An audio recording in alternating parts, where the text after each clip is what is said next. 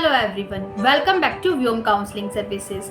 आज हम बात करेंगे कि हमें गुस्सा क्यों आता है, इसके पीछे साइंटिफिक रीजंस क्या हैं एंड द मोस्ट इम्पॉर्टेंट, हम अपने गुस्से को कैसे कंट्रोल कर सकते हैं, कैसे मैनेज कर सकते हैं और कैसे हम अपनी एनर्जीज को चैनलाइज भी कर सकते हैं। सो चलिए स्टार्ट करते हैं। तो सबसे पहले तो हमें ये समझना होगा कि गुस्सा आना सिर्फ एक इमोशन है।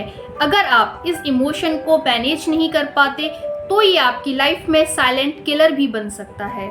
सो उसे मैनेज करना उतना ही इम्पॉर्टेंट है जितना कि किसी स्किल को सीखना। अब बात करते हैं कि हमें जो गुस्सा आता है उसका साइंटिफिक रीजन क्या है। जब भी आपका माइंड किसी भी सिचुएशन को थ्रेट या इनजस्टिस की तरह परसीव करता है तो ऑटोमेटिकली आपके ब्रेन के एमिगडाला पार्ट की एक्टिविटीज इंक्रीज होने लगती हैं, जिससे कि आपकी बॉडी कॉर्टिसोल और एड्रेनल हार्मोन्स को रिलीज करने लगती है। तो उसका रिजल्ट ये होता है कि ऑटोमेटिकली आपकी बॉडी में मसल्स में टेंशन आ जाती है, आपकी हार्ट बीट फास्ट होने लग जाती है, रेस्पिरेटरी सिस्टम इंक्रीज हो जाता है और आप उस पर्टिकुलर फियर को ओवरकम करना चाहते हो।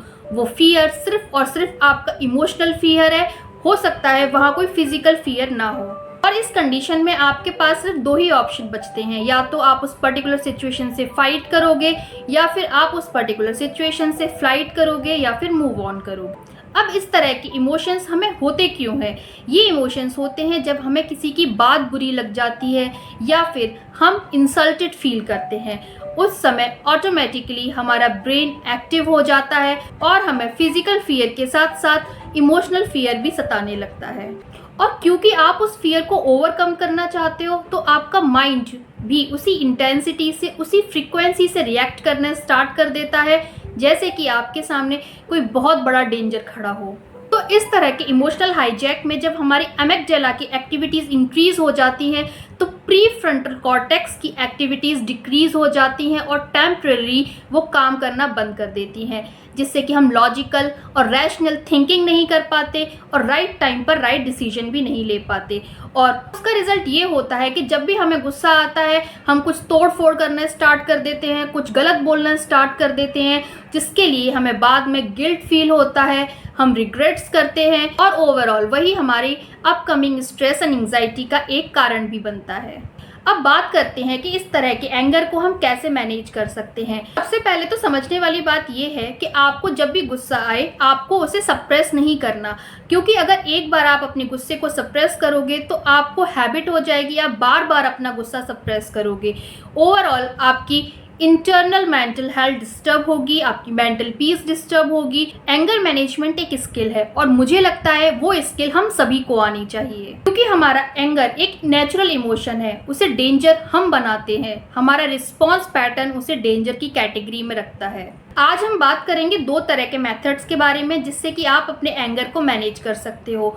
फर्स्ट मेथड है आप अपनी डे टू डे लाइफ में अपने गुस्से को कैसे कंट्रोल कर सकते हो, और नंबर 2 आप थेरेप्यूटिक प्रोसेस के थ्रू कैसे अपने गुस्से को चैनलाइज कर सकते हो और अपने एंगर को मैनेज कर सकते हो। तो सबसे पहले हम बात करते हैं डेली लाइफ के उन प्रैक्टिकल मेथड्स के बारे में जो आपकी इनिशियल फ्रस्ट्रेशन और मूड स्विंग्स को रिड्यूस करने में आपकी हेल्प करेगी। नंबर 1, जब भी आपको गुस्सा आए आप 6 सेकेंड्स का पॉज लीजिए और वहाँ अपने ब्रेन को डाइवर्ट कीजिए ये सोचने के लिए कि इस सिचुएशन में मुझे गुस्सा क्यों आ रहा है। उस समय आपका माइंड रिएक्ट करने की प्लेस पर ये सोचना स्टार्ट कर देता है कि इसके अपकमिंग सॉल्यूशंस क्या हैं और मुझे गुस्सा नहीं करना चाहिए। Next one is boxing breathing. ये बहुत इंपॉर्टेंट मेथड है, ये मैंने अपनी वीडियोस में पहले भी आप लोगों को बताया है। ये एक ब्रीदिंग एक्सरसाइज है जिसमें आप 4 सेकेंड्स के लिए ब्रीथ इन करते हो, फिर 4 सेकेंड्स के लिए अपनी ब्रीदिंग को होल्ड करते हो, फिर 4 सेकेंड के लिए आप उसे रिलीज कर देते हो, देन आप 4 सेकेंड्स का अगेन ब्रेक लेते हो। So 4 4 4 4 if breathe in, hold, breathe out, then take a pause of 4 seconds. Like that you can repeat it at least 5 times. Number 4, आप अपने ट्रिगर्स को आइडेंटिफाई कीजिए कि वो क्या कारण है और वो क्या सिचुएशंस है जिसमें कि आपको गुस्सा बहुत ज़्यादा आता है, क्योंकि अगर आपको अपने ट्रिगर्स नहीं पता चलेंगे तो आप अपने गुस्से को कब, कैसे और किस मेथड से मैनेज करना है वो नहीं समझ पाओगे। इसलिए जर्नलिंग मेथड का यूज़ कर सकते हैं।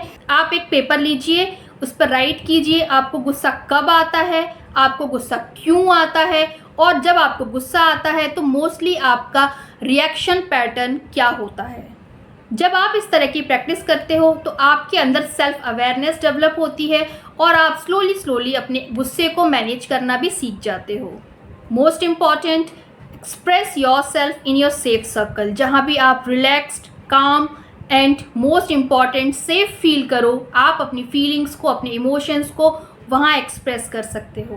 बात करते हैं कुछ साइंटिफिक थेरेपीज़ के बारे में, जिसमें कि सबसे पहले आप कॉग्निटिव बिहेवियर थेरेपी का यूज़ कर सकते हो। कॉग्निटिव बिहेवियर थेरेपी में आपको एक मॉनिटरिंग शीट मेंटेन करनी है, जिसमें कि मेनली आपको 5 कॉन्टिन्यूम्स पर अपने आंसर रिकॉर्ड करने हैं। नंबर 1 आपके ट्रिगर्स क्या हैं, नंबर 2 आपकी थिंकिंग क्या है पर्टिकुलर सिचुएशन को लेकर, आपका फीलिंग पैटर्न क्या है, आप उस समय क्या फील करते हो जब आपको गुस्सा आता है, आप किस तरह से रिस्पॉन्स करते हो, और मोस्ट इम्पॉर्टेंट उस समय रिस्पॉन्स पैटर्न में दूसरा क्या ऑल्टरनेट ऑप्शन हो सकता है जो कि आप अप्लाई कर सकते हो। जब आप इस तरह के थॉट रिकॉर्ड की शीट मेंटेन करते हैं तो ऑटोमेटिकली आपका इम्पल्सिव रिएक्शन ब्रेक होने लगता है और आपका गुस्सा मैनेज होना स्टार्ट हो जाता है। आप grounding and sensory awareness method का भी यूज़ कर सकते हैं, जिसमें कि आप डायलेक्टिक बिहेवियर थेरेपी को अप्लाई करेंगे। मेनली इसमें 5 4 3 2 1 ग्राउंडिंग मेथड यूज़ होता है, जो कि मैं आपको पहले भी कई वीडियोस में बता चुकी हूँ। आप टाइम आउट मेथड का भी यूज़ कर सकते हो, जिसमें कि आप 10 मिनट का ब्रेक ले सकते हो। जिस समय आपको गुस्सा आ रहा है आप उस सिचुएशन से 10 मिनट के लिए आउट हो जाइए। नेक्स्ट मेथड है जिसमें आप फिजिकली अपने इमोशंस को डिस्चार्ज कर सकते हो, जैसे कि हम एक्सेप्टेंस एंड कमिटमेंट थेरेपी का नाम देते हैं। जब भी आपको गुस्सा आए आप थोड़ी देर के लिए वॉक पर चले जाइए, अपने पिलो को पंच कर सकते हो, डांसिंग मेथड यूज कर सकते हो, पुशअप्स कर सकते हो, आप अपनी एनर्जीज को चैनलाइज कर सकते हो अपनी हॉबीज में, ड्राइंग में, आर्ट, अपनी किसी भी तरह की क्रिएटिविटी में या फिर अपने म्यूजिक में। आप कंपैशनेट सेल्फ टॉक भी कर सकते हैं। इस तरह के सेल्फ टॉक में आपको अपने आप से पॉजिटिव अफर्मेशंस में बात करनी है। आपको निगेटिव बातें नहीं बोलनी है अपने आप को, आपको सिर्फ पॉजिटिव बोलना है। I can do it, I am growing, I am managing my anger, मैं बेहतर कर रहा हूँ, मैं और अच्छा कर सकता हूँ, धीरे धीरे मैं अपने एंगर को कंट्रोल कर ही लूँगा।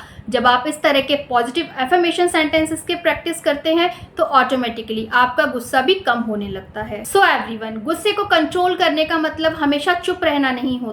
सो जब भी आप एंगर मैनेजमेंट की बात करते हो तो वो आपकी इमोशनल फिटनेस होती है, जिसपे कि हम सभी को ध्यान देने की बहुत ज़रूरत है। कब हमारी फ्रस्ट्रेशन हमारे मूड स्विंग्स में कन्वर्ट होती है और मूड स्विंग्स हमारे एंगर में कन्वर्ट हो जाते हैं, हमें पता भी नहीं चलता। सो वार्निंग साइंस को समझने की कोशिश कीजिए और सॉल्यूशंस को अपनी लाइफ में अप्लाई कीजिए। जैसे कि इलेक्ट्रिसिटी से एसी भी चलता है और उसी इलेक्ट्रिसिटी से आपको शॉक भी लग सकता है, जो आपकी लाइफ के लिए एक बहुत बड़ा डेंजर है। सो आपकी लाइफ में गुस्से का भी वही रोल है। हमें अपने गुस्से को कंट्रोल करना है, हमें अपनी स्ट्रेंथ पर काम करना है, अपनी एनर्जीज़ को चैनलाइज करना है, क्रिएटिवली अपनी एनर्जीज़ को रीयूज़ करना है। So if you like this video, so share it with someone who really needs this session. Please comment your experiences too. Thanks for watching Vyom Counseling Services.